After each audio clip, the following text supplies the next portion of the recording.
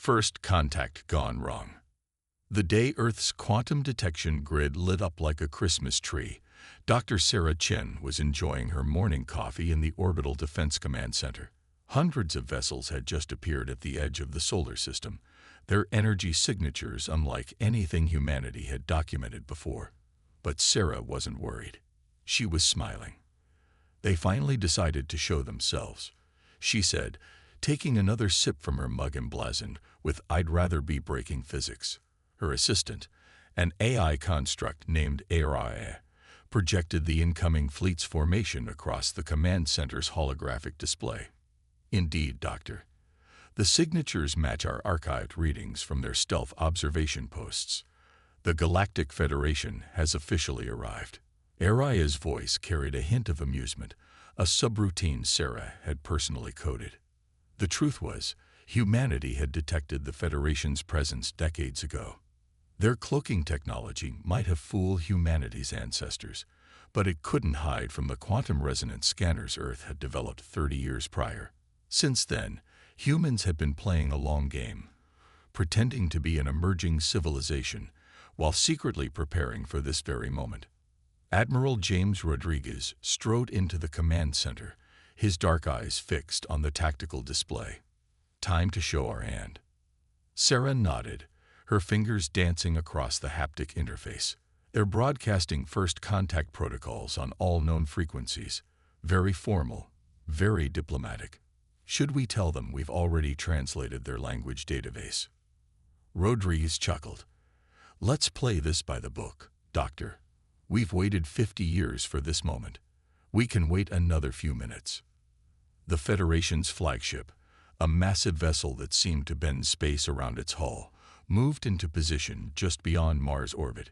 Their transmission came through in perfect clarity. People of Earth, we come in peace as representatives of the Galactic Federation, a coalition of advanced civilizations dedicated to guiding emerging species into the cosmic community. Sarah exchanged knowing looks with Rodriguez.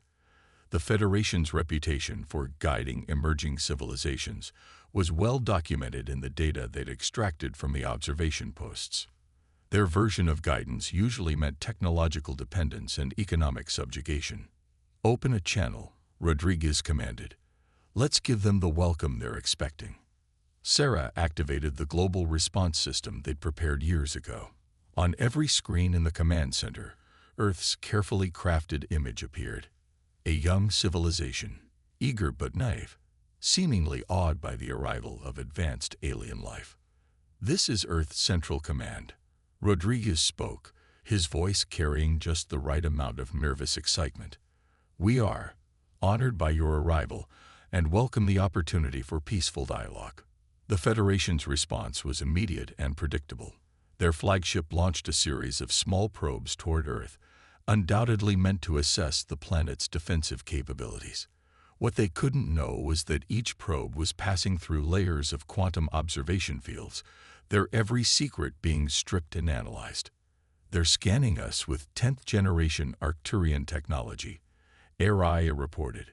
Shall I continue allowing them to receive our prepared false readings? Maintain the deception, Sarah confirmed. Let them see exactly what they expect. A primitive planetary defense system, basic fusion technology, and early attempts at faster-than-light travel. The Federation's next transmission carried the smugness Sarah had been waiting for. We are pleased to find your civilization at this crucial development stage. We offer guidance, protection, and access to advanced technologies that will help Earth join the galactic community. Rodriguez settled into his command chair, a predatory smile playing across his features. And now we begin the dance. Dr. Chen, initiate Protocol Pandora. Sarah's fingers flew across her console, implementing the plan they'd refined over decades. Across the solar system, hidden quantum arrays activated, beginning the subtle process of rewriting local physics. To the Federation's sensors, it would appear as random background noise, but Sarah knew better. They were about to demonstrate why humanity had chosen to remain hidden for so long. Incoming message from the Federation flagship, Araya announced. They're requesting permission to send a diplomatic delegation to Earth. Granted, Rodriguez ordered. And Sarah, make sure our guests get the full tour they deserve. Sarah nodded, already anticipating the shock on alien faces when they realized just how badly they'd underestimated humanity. The Federation thought they were extending a helping hand to guide humanity into the stars. They were about to learn that humanity had already charted its own course through the cosmos, and their path would reshape the galaxy itself. As the Federation's shuttle began its descent toward Earth, Sarah pulled up the classified files on humanity's true technological achievements: quantum phase technology, dimensional engineering, consciousness transfer, and dozens of other advancements that would shatter the Federation's understanding of physics. They weren't just ahead of the Federation's expectations, they were playing an entirely different game. All pieces are in position, Araya confirmed. The Federation delegation will arrive in exactly 17 minutes. Sarah stood, straightening her uniform. Then let's go welcome our guests. It's time to show them what humanity is really capable of. The game was about to begin, and Earth held all the cards. The Federation had come expecting to find students eager for teachers. Instead, they would meet masters who had long surpassed them, waiting patiently in the shadows to reveal their true nature. The galaxy was about to change forever, and humanity would lead the way. The power play. High Counselor Vexthor of the Galactic Federation stood frozen in the Earth delegation's conference room, his crystalline eyes fixed on the holographic display before him. His handlers had assured him this would be a routine first contact scenario: guide the primitives, establish economic dependencies, and fold another species into the Federation's carefully managed hierarchy. Instead, he found himself watching the impossible. As you can see, Counselor, Dr. Sarah Chen explained, casually manipulating the quantum projection, we've already established self-sustaining colonies in 7 different dimensional planes. This one, she gestured to a shimmering city floating in what appeared to be pure energy, we call New Alexandria. It exists in a space between spaces, where we've rewritten certain physical constants to better suit human habitation. Behind Vexthor, his science advisor Kraltex was making distressed clicking sounds. This cannot be. The energy requirements alone would be impossible using conventional physics. Yes, Admiral Rodriguez interrupted, entering the room with a datapad in hand. That's why we don't use conventional physics anymore. Coffee, anyone? The Federation delegation had arrived expecting to find a species barely capable of interplanetary travel. Instead, they found themselves confronted with technologies that shouldn't exist for another 1,000 years, if ever. Worse, the humans seemed almost amused by their confusion. Your observation posts, Vexthor managed, trying to regain some diplomatic footing. They reported nothing of this. Sarah smiled, the same knowing smile she'd worn since their arrival. Of course not. We've been feeding them exactly what we wanted you to see. It's amazing how effectively you can hide advancement when you understand quantum observation mechanics better than the observers. The Federation cannot allow. Vexthor began, but Rodriguez cut him off. Cannot allow what, Counselor? A species to develop independently, to choose its own path? Or is it that you cannot allow the truth about the Federation's practices to become known to its member species? The room temperature seemed to drop several degrees. Vexthor's secondary heart began beating rapidly. I don't understand your meaning, Admiral. Let me be clear then, Rodriguez said, activating his datapad. The holographic display shifted, showing hundreds of worlds, each with data streams flowing between them. We've documented every instance of Federation interference in developing civilizations over the past 3 centuries. The engineered conflicts, the artificial resource scarcities, the carefully managed technological dependencies. Did you really think we wouldn't notice?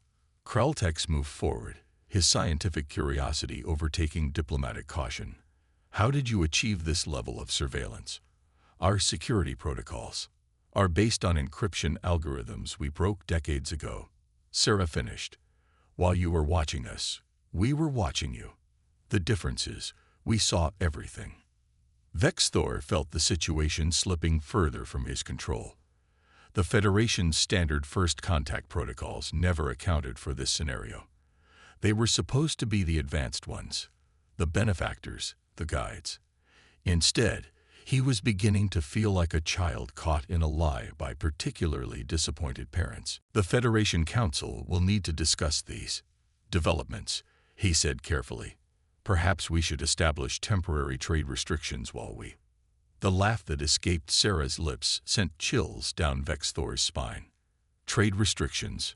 Counselor, did you think we revealed ourselves just to trade with the Federation? Araya, show them Project Helios. The holographic display shifted again, this time showing a massive engineering project that encompassed entire star systems. Vexthor felt his legs go weak as he realized what he was seeing. This is impossible, Kraltex whispered. You're creating artificial quantum bridges between star systems. The energy requirements alone would bankrupt 1,000 worlds. Unless, Sarah countered, you understand how to harvest zero-point energy from dimensional interfaces, which we do. The Federation's trade routes will be obsolete within 5 years. We're not here to join your economic system, Counselor. We're here to replace it. Rodriguez stepped forward, his expression now deadly serious. The Federation has two choices. You can either work with us to transition to a more equitable galactic society, or you can watch as we make your entire infrastructure irrelevant. The choice is yours, but be aware, we're done playing by your rules. Vexthor stared at the humans, these creatures who had hidden their true nature so effectively, who had surpassed the Federation's technological understanding so completely. In their eyes, he saw not the eagerness of students seeking guidance, but the patience of teachers waiting for their pupils to understand a difficult lesson. The Council, he said finally, his voice barely a whisper, will need time to consider this information. Take all the time you need, Sarah replied, deactivating the holographic display. We've waited 50 years to have this conversation. We can wait a little longer for your answer. But remember, Counselor, the galaxy is changing, with or without the Federation's approval. As Vexthor and his delegation were escorted from the conference room, he couldn't shake the feeling that he had just witnessed the beginning of the end of the Galactic Federation as he knew it. The humans hadn't just surpassed them technologically, they had outmaneuvered them completely. The game was over before the Federation even knew they were playing. Hidden strengths. The Federation battle fleet emerged from hyperspace in perfect attack formation. 15,000 ships strong, their weapon systems already charged. It was the largest military force assembled in the past 3 centuries, a clear statement of the Federation Council's intent. Earth would submit, or it would burn. In the Orbital Defense Command Center, Dr. Sarah Chen watched the incoming fleet with the same calm she'd shown during first contact. Right on schedule, she noted, taking a sip from her ever-present coffee mug. They actually brought more ships than we predicted, Araya. Indeed, Doctor. It seems we underestimated their desperation by approximately 12%. Admiral Rodriguez entered the command center, his uniform pristine despite the early hour. Status of operation looking glass. All systems ready. Sarah confirmed. The quantum field generators are at full capacity, and our dimensional anchors are in position. Should I inform our allies to begin their part? Rodriguez nodded, settling into his command chair. Send the signal. Let's show the Federation why forcing our hand was their worst possible move. The Federation flagship's transmission cut through all Earth's communication channels, its message broadcast in every human language simultaneously. People of Earth, you have been deemed a threat to galactic stability.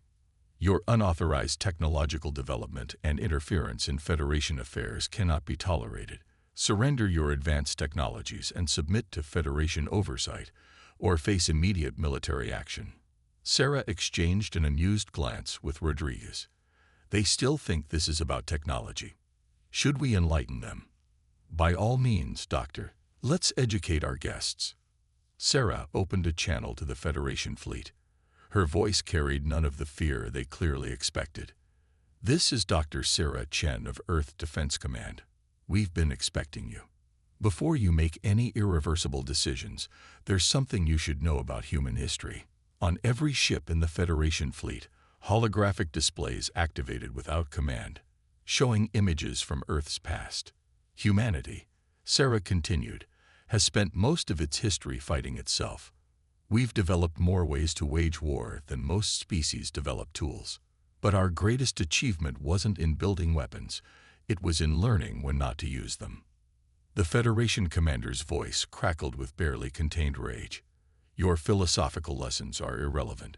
You have 10 minutes to begin your surrender, or we open fire. You misunderstand, Sarah replied. This isn't a lesson in philosophy. It's a lesson in human nature. We could have destroyed your observation posts decades ago. We could have sabotaged your entire infrastructure before you knew we existed. Instead, we waited, hoping you would choose diplomacy over force. You've made your choice. Now witness ours. Sarah nodded to Rodriguez, who pressed a single button on his command console. Across the solar system, hidden quantum arrays activated simultaneously. The laws of physics themselves seemed to hiccup.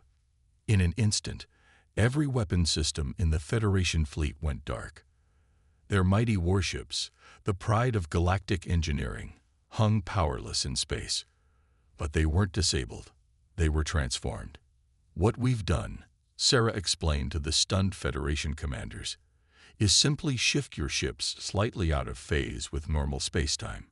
Your weapons can't fire because, in a very real sense, they no longer exist in the same dimension as their targets. Don't worry. Life support and artificial gravity are unaffected. We're not monsters after all. Rodriguez opened his own channel. While you're processing that, you might want to look at your long-range sensors, specifically at what's happening across Federation space right now. The Federation commanders watched in horror as reports flooded in. Across thousands of light years, their carefully maintained network of trade routes and military outposts was being systematically altered. Not destroyed, transformed. You see, Sarah continued, while you were gathering this fleet, we were working with those member species you've kept deliberately dependent, the ones you've exploited for centuries. We've given them the tools to free themselves from your economic chains. Your monopolies on faster-than-light travel, energy production, and advanced materials are over. A new voice cut into the channel. High Counselor Vexthor himself, his usual diplomatic calm shattered. Do you understand what you've done?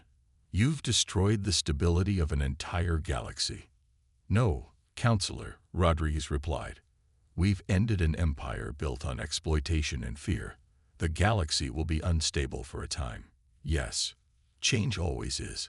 But what comes next will be built on cooperation and mutual respect, not dominance and control. Sarah's fingers danced across her console, and the Federation ships began to regain their normal phase alignment. You have a choice now. Your weapons are restored, but ask yourselves, if this is what we can do while being gentle, what would happen if we actually wanted to fight? The massive Federation fleet hung motionless in space, their commanders faced with a reality they had never conceived possible. They had come to crush a upstart civilization and found instead a species that had transcended their understanding of what was possible. Your ships are free to leave, Rodriguez announced. Return to Federation space. Tell your council what you've witnessed here, and understand this. The age of the Federation's unchallenged dominance is over. A new era of galactic cooperation is beginning, with or without your participation. As the Federation fleet began its humiliated retreat, Sarah turned to Rodriguez. Think they'll make the right choice? They don't have much of a choice left, he replied. The question now is how many more demonstrations they'll need before they accept the new reality. Sarah smiled, already pulling up data from the newly liberated Federation worlds. Well, if they need more convincing, I have a few more ideas they might find enlightening. The game had changed, and humanity had rewritten the rules. The galaxy would never be the same. The ultimatum. The Grand Chamber of the Galactic Federation had never been so chaotic. Representatives from hundreds of member species filled the ancient hall with a cacophony of voices, demands, and accusations. The elegant crystalline walls, which had witnessed millennia of careful diplomatic maneuvering, now reflected the harsh reality of a political system in crisis. High Counselor Vexthor stood at the central podium, his usual commanding presence diminished by recent events. "Order. We must have order." His voice, amplified by the chamber's acoustics, barely cut through the chaos. In the diplomatic observation box, Dr. Sarah Chen and Admiral Rodriguez watched the proceedings with careful attention. They weren't officially part of the emergency session, but their presence served as a reminder of why it had been called. "The Artaxians are about to make their move," Sarah noted, watching the insectoid species delegation huddle with their allies. 3, 2, 1. Right on cue, Supreme Hive Mother Hill rose on her antigrav platform. "The Artaxian Collective demands an immediate audit of all Federation technology transfers for the past 1,000 cycles. We have evidence that our quantum crystalline matrices were deliberately sabotaged to create technological dependence." The chamber erupted again. Sarah pulled up a holographic display showing the spreading wave of political upheaval across Federation space. 97 species have already accessed the data packets we released. Another 38 are in the process of verifying our evidence. Rodriguez nodded grimly. "And the Federation's response teams? Still trying to contain the information spread, but our quantum-encrypted channels are proving resistant to their efforts." Sarah's understated description masked the fact that humanity's communication technology had rendered Federation censorship protocols obsolete. Below, a new voice cut through the chaos. Ambassador Lyra of the Centaurian Republic, her bioluminescent patterns flashing with controlled anger, addressed the Council. "For 3 centuries, my people have paid premium rates for Federation antimatter containment technology. Now we learn that our own scientists developed a superior method 400 years ago, a discovery that was mysteriously lost in Federation archives. The evidence humans had released was devastating precisely because it was true. Every technology transfer agreement, every trade deal, every seemingly benevolent Federation intervention had been carefully documented. The galaxy's greatest power had maintained its position not through superior advancement, but through careful manipulation of its member species." Vexthor raised his hands, desperately trying to maintain control. "These accusations are baseless. The humans are clearly attempting to destabilize the legitimate galactic order." "The humans," came a new voice, "simply showed us what we should have seen ourselves." Elder Shalak of the Preservers, one of the Federation's founding species, rose from his seat, his ancient eyes fixed on Vexthor with millennia of accumulated wisdom. "They have done what we failed to do. They remembered that power should serve progress, not dominate it." Sarah's console chirped with an incoming transmission. "Right on schedule," she murmured, opening the channel. Across the chamber, hundreds of delegates received the same message simultaneously. "What you're receiving," Sarah announced, her voice carrying easily through the suddenly quiet chamber, "is access to a secure quantum network independent of Federation control. Each of your species will find technical documentation for technologies that were kept from you, along with evidence of how your natural development was artificially stunted." Rodriguez stepped forward. "But more importantly, you'll find something else, proof that many of your species have already developed solutions to problems the Federation claimed were unsolvable. Innovations that were suppressed to maintain the existing power structure." The chamber erupted in a new kind of chaos. Not anger now, but excitement. Species that had been rivals under Federation policy were suddenly discovering complementary technologies, realizing how artificial their competition had been. "The Federation Council has a choice to make," Sarah continued. "You can either adapt to a new galactic reality based on genuine cooperation, or you can watch as your member species build that reality without you. Either way, the old system ends today." Vexthor's crystalline features had lost their luster, his authority visibly crumbling. "You cannot simply dismantle 10,000 years of galactic civilization." "We're not dismantling anything," Rodriguez corrected. "We're allowing it to evolve. The only question is whether the Federation will evolve with it."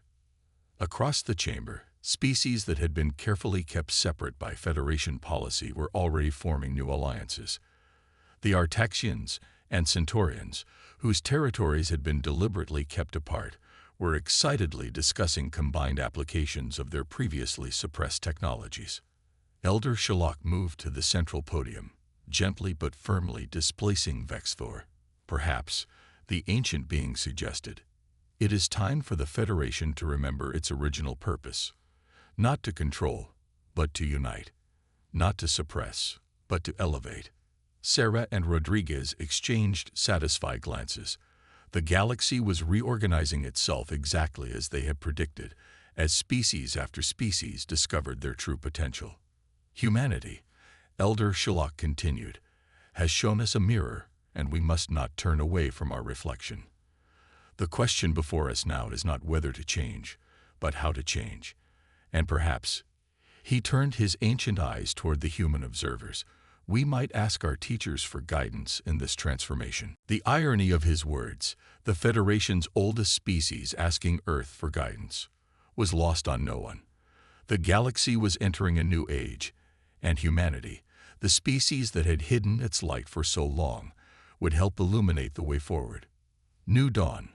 1 year after the Federation's failed show of force, the Sol system hosted a gathering unprecedented in galactic history. Ships from over 500 species filled Earth's orbit, their designs as varied as the civilizations they represented.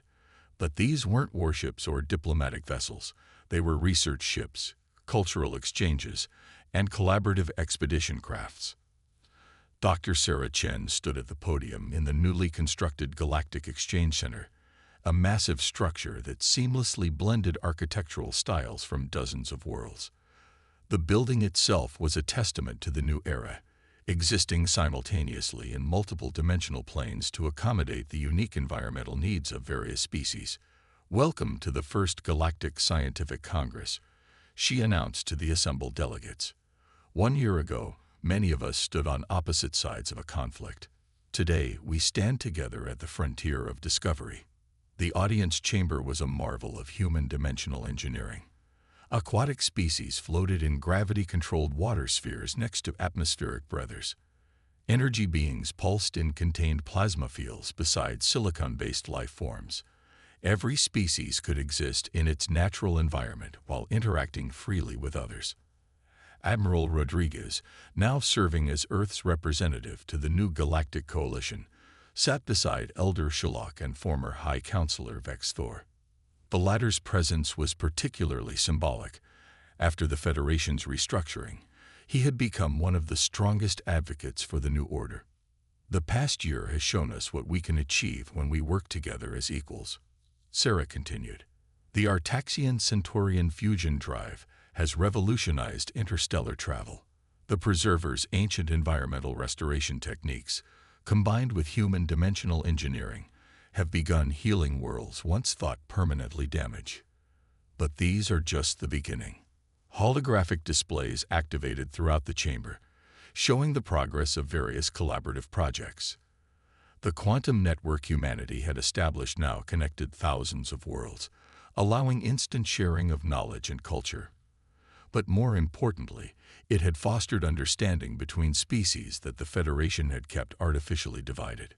"Humanity's gift to the galaxy wasn't our technology," Sarah explained, her voice carrying to each species in their native language through the quantum translation field. "It was the reminder that true advancement comes from cooperation, not competition. From sharing knowledge, not hoarding it." Elder Sherlock rose to speak, his ancient form seeming more energized than it had in centuries. "When humans first revealed their true capabilities, many of us feared they would become the new Federation, simply replacing one form of dominance with another. Instead, they showed us a different path. They helped us rebuild not by directing us, but by enabling us to help ourselves." Vexthor nodded in agreement. The old Federation maintained power by creating dependencies. The coalition grows stronger by fostering independence within a framework of mutual support. The difference is, Remarkable. The holographic displays shifted to show the next phase of galactic development. Massive engineering projects undertaken by multiple species working in concert. Dyson swarms under construction, dimensional gateways linking distant sectors, and planetary restoration projects that would have been impossible under the old order. But our greatest challenges and opportunities lie ahead, Sarah continued. We've detected signals from neighboring galaxies that suggest other civilizations are watching us, just as the Federation once watched Earth. The question is, how will we respond? The chamber filled with murmurs of excitement rather than fear. The assembled species had learned perhaps the most important lesson humanity had to teach, that the unknown needn't be met with suspicion and control, but with curiosity and openness. Rodriguez stood to address the Congress. Earth hid its capabilities for decades because we saw how the Federation treated emerging civilizations. Now we have a chance to do better. When we make contact with these other galaxies, we'll do so not as conquerors or controllers, but as equals seeking to learn and share. The heart of human achievement, Sarah added, isn't in our technology or our scientific understanding. It's in our ability to imagine better possibilities and work toward them together. That's what we offer to the galaxy, not guidance, but partnership, not control, but collaboration. As she looked out over the assembled species, Sarah saw not the carefully managed hierarchy of the old Federation, but a true community of equals. Species that had been enemies under the old system were now working together on projects that benefited all. The galaxy had been transformed not through force, but through the simple act of showing people what was possible when they worked together. A year ago, we faced each other as potential enemies, she concluded. Today, we stand together as architects of a new future. The questions that lie ahead of us are greater than any single species can answer. But together, there's no challenge we cannot meet, no frontier we cannot explore. The chamber erupted in a chorus of approval expressed in hundreds of different ways. Light patterns, chemical signatures, quantum fluctuations, and sounds across all frequencies. The galaxy had changed, and for the first time in millennia, its future was truly unlimited. In the orbital lanes above Earth, ships from countless worlds moved in harmony, their crews working together on projects that would reshape the cosmos. Humanity had hidden in the shadows for decades, watching and waiting. But in stepping into the light, they had helped the galaxy itself emerge from a different kind of shadow, one of artificial limitations and enforced dependencies. The age of the Federation was over. The era of true galactic cooperation had begun. And somewhere out there, other galaxies were watching, about to discover that the cosmos was far more wonderful and strange than they had imagined.